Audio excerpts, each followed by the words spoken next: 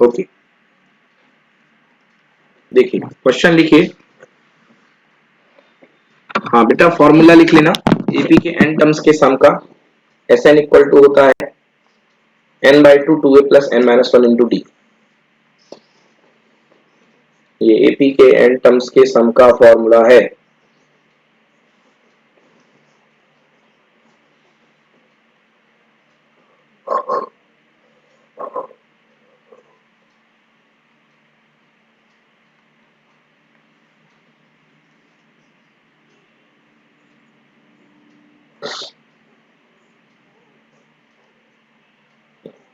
चलिए लिखिए, if x lies in third quadrant, if x lies in third quadrant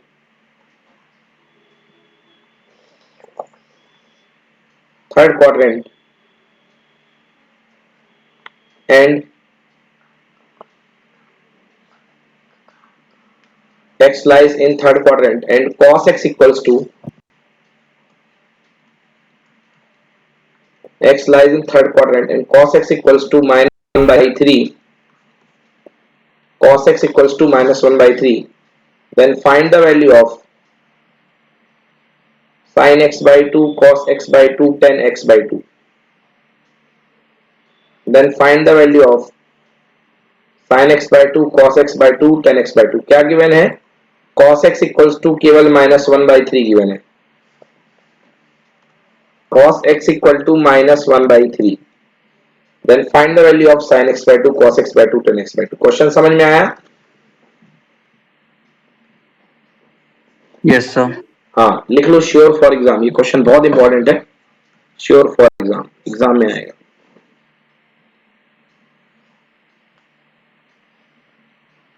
चलिए देखिए क्या कहा जा रहा है इसमें। इसमें कहा जा रहा है कि एक्स एंगल जो है थर्ड क्वाड्रेंट में लाई कर रहा है। थर्ड क्वाड्रेंट कहां से कहां होता है? यहां से लेके यहां तक, मतलब 180 डिग्री से लेके 270 डिग्री। तो लिखो, given that x lie in third quadrant,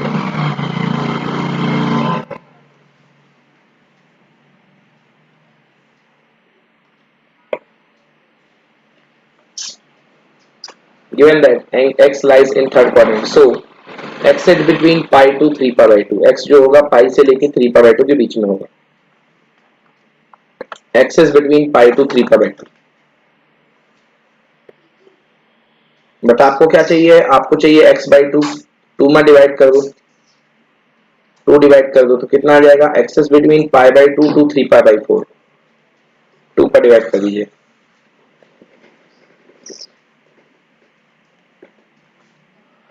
ठीक है,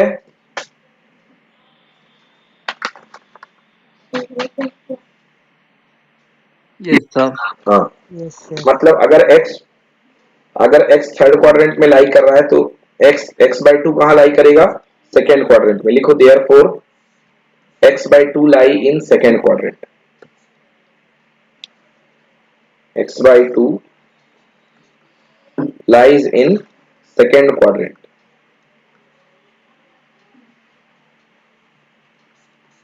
तो जो x by 2 होगा वो सेकेंड क्वाड्रेंट में लाई करेगा।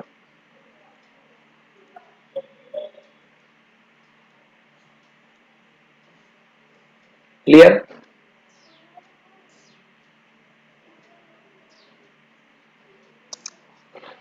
Yes sir. Okay, therefore x by 2 lies in second quadrant, मतलब जो x by 2 होगा वो सेकेंड क्वाड्रेंट में लाइज करेगा। बच्चों अब आपको निकालनी है value cos x by 2, sin x by 2 और tan x by 2 की वैल्यू कैसे निकालेंगे देखिए।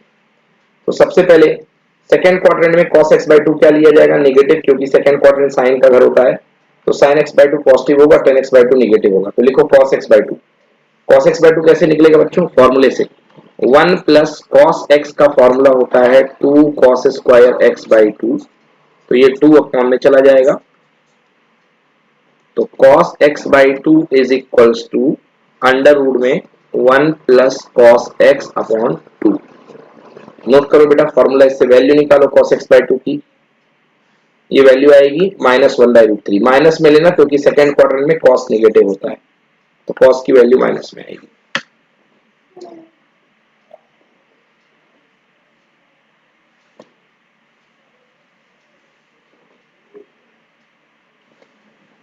हर्ष लगाते जाना, क्वेश्चन यही सब आएंगे एग्जाम में। हाँ sir.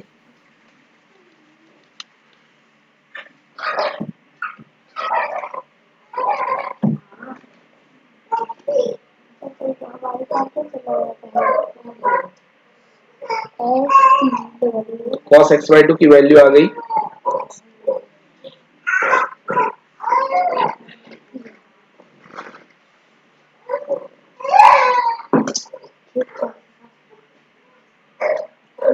Done.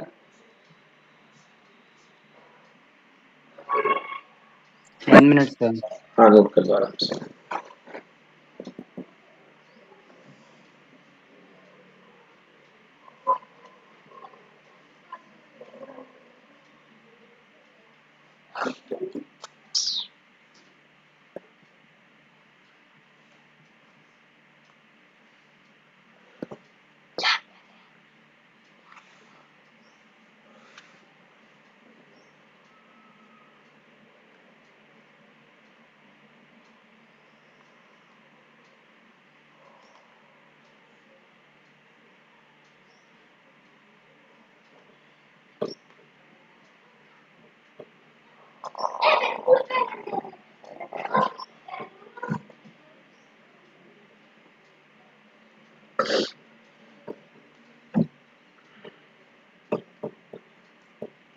Yes sir. Okay, अब sin x by 2 का फॉर्मूला लिखिए, क्या होता है, plus minus 1 minus cos x by 2, तो ये sin x by 2 आ जाएगा। sin x by 2 पॉजिटिव लीजिएगा क्योंकि उसके सेकंड क्वाड्रेंट में sin x by पॉजिटिव होता है, तो ये sin x by 2 आ गया।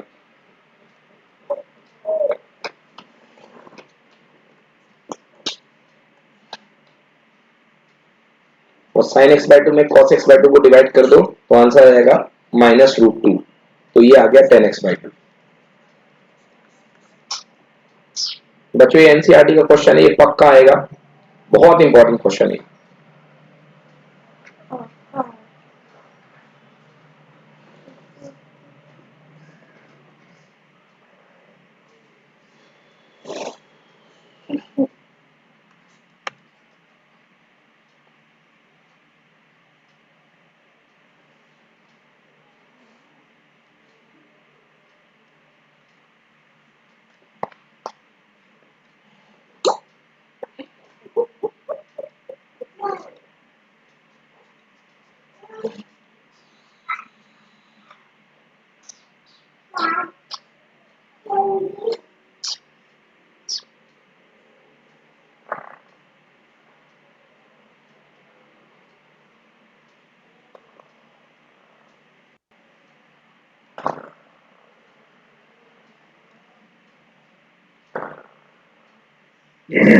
Done.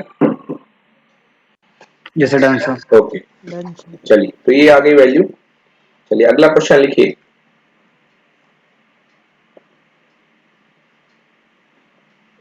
Find the angle traced, find the angle between, लिखो, find the difference of angle between,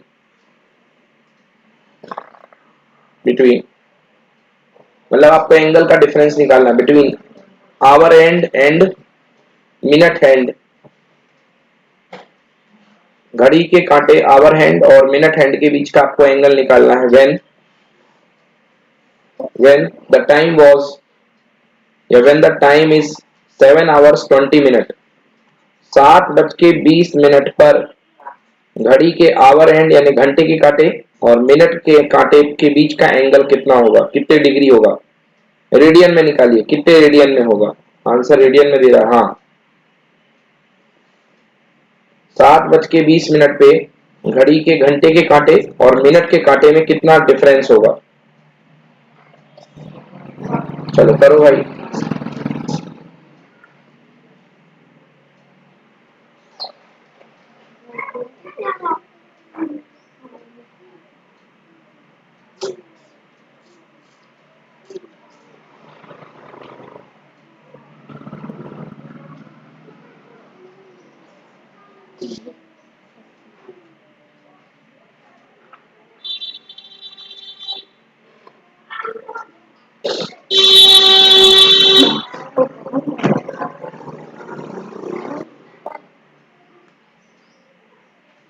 घड़ी का कांटा आवर हैंड जो है 7:20 पे और मिनट हैंड के बीच का एंगल निकालिए कितना होगा।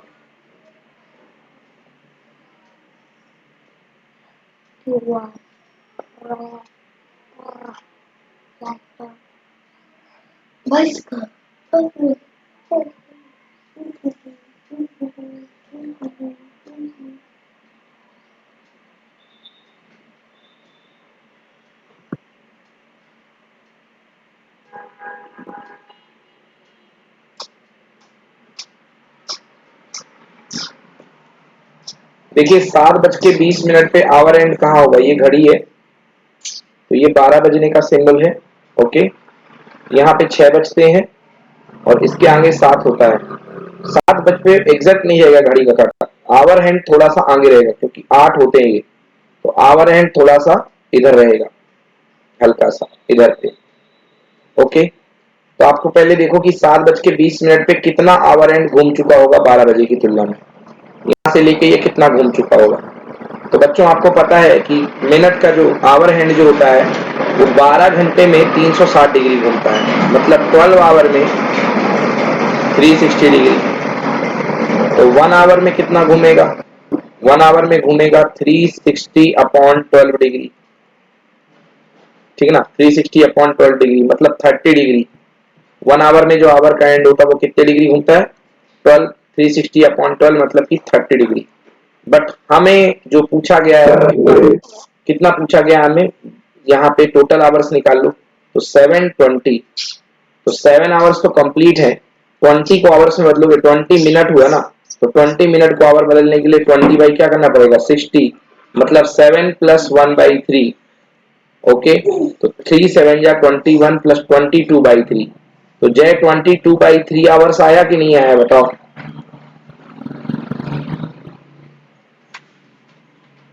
7 आवर 20 फिर से बताओ। 7 आवर 20 मिनट, तो 7 तो कंप्लीट आवर हो गए और 20 मिनट को आवर में बदलने के लिए 20/60 करोगे,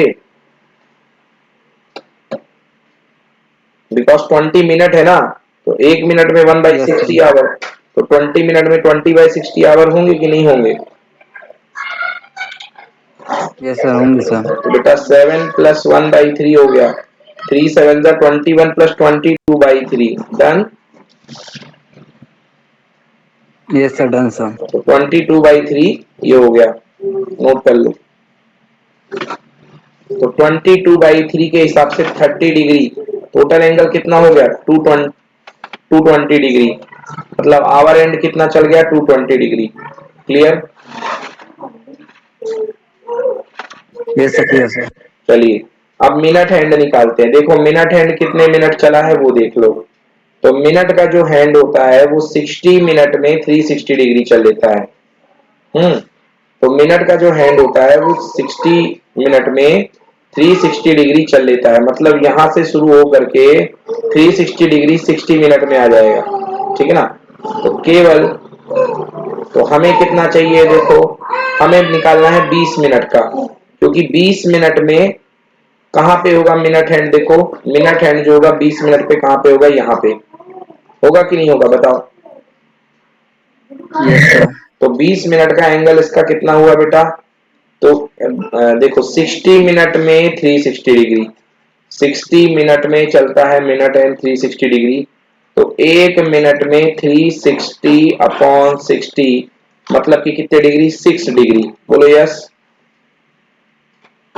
यस सर। तो 20 मिनट में कितना चल लेगा, 20 मिनट में 20 into 6 that is equal to 120 degree. Clear हुआ। Yes sir. हाँ, तो मतलब मिनट एंड कितना चलेगा 120 डिग्री। कहाँ जा रहे हो बेटा, 20 मिनट में 120 डिग्री, तो दोनों का डिफरेंस निकाल लो, 220 और 120 कितना हो गया 100 डिग्री। अब 100 डिग्री को रेडियन में कन्वर्ट करने के लिए क्या कर देते हैं, पाई अपॉन 180 का मल्टीप्लाई, आंसर आ गया 5/9। Yes sir. क्लियर की नॉट क्लियर। Yes sir. चलिए नोट कर लीजिए answer 100 degree. Yes sir. 100 degree यानी 5/9।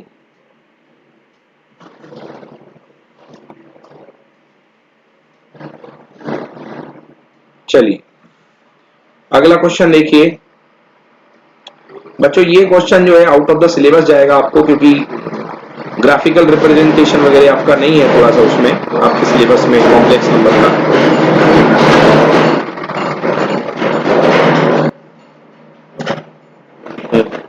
तो ये क्वेश्चन आप मत करिए।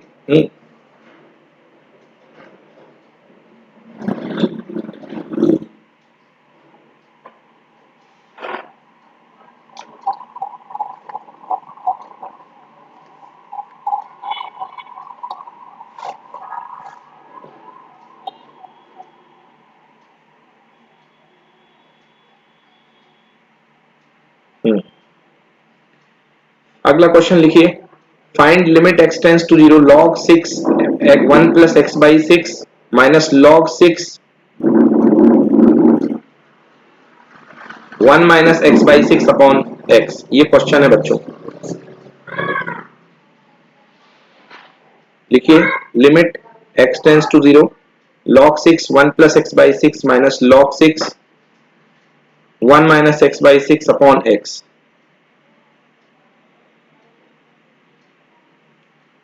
इसकी लिमिट निकालनी है। कैसे निकालेंगे? देखिए फॉर्मूला लगता है बच्चों log a इंटू बी का। log a इंटू बी का फॉर्मूला लिखो बच्चों, log a plus log b। Multiply में log प्लस में जाता है, और यही अगर डिवीजन होता तो माइनस में जाता।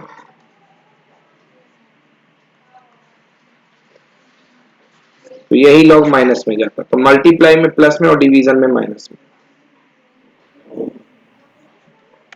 Yes sir. तो ये मल्टीप्लाई है तो इसमें log प्लस में, ये प्लस कर दो और बीच में माइनस लगा के ये चीज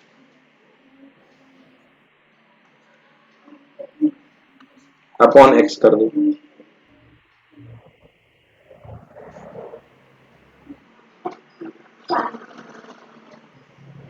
क्लियर हुआ?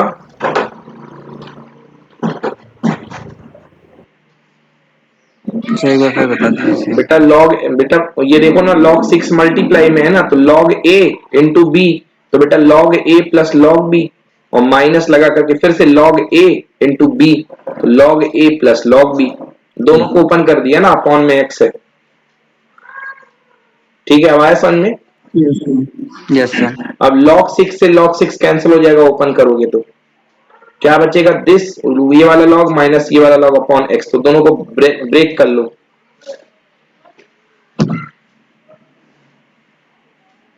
दोनों को ब्रेक कर लीजिए।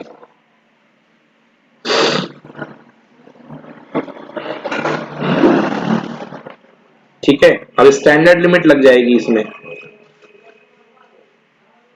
स्टैंडर्ड यस लिमिट लग सर। जाएगा। लिमिट का फॉर्मूला यहां तक लिख लिया कि नहीं लिखे?